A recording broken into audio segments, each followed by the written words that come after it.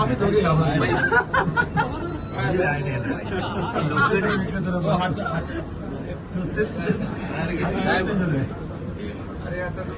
Sir एक phone Mumbai collector ऑफिसला हो हा सोळा. शशिकांतजी, मी काय म्हणालो, शेतकऱ्यांना अन्नधान्य दिवाळीचं सगळं फराळाचं साहित्य साखर तेल पासून आम्ही पाठवलं, बरोबर. ते पाठवलं, त्याच्यावर पण टीका केली. अरे बाबा, तुम्ही साधा बिस्किटचा पुडा पण नाही नेला.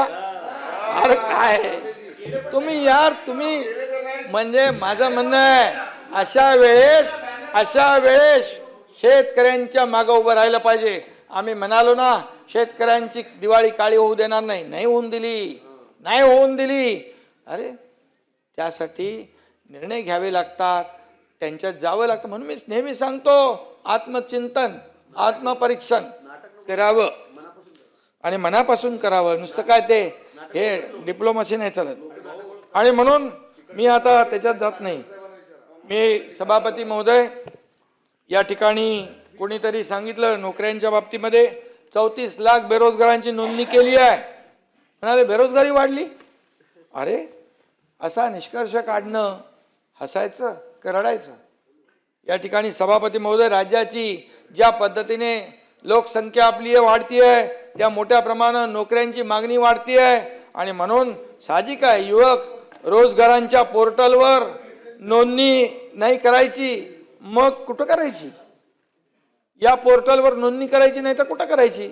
आता लोकांना विश्वास भाई वाटू लागला की आम्हाला नोकऱ्या मिळतील, आणि म्हणून नोंदणी होऊ लागली.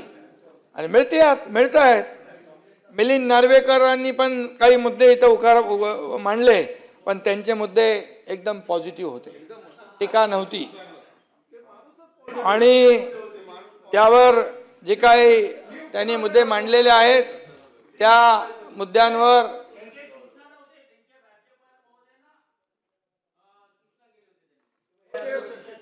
नाही त्यांनी बघा, त्यांनी केलेले जे सूचना आहेत ना, त्या मी वाचल्या, त्या पॉझिटिव्ह डेव्हलपमेंटच्या होत्या.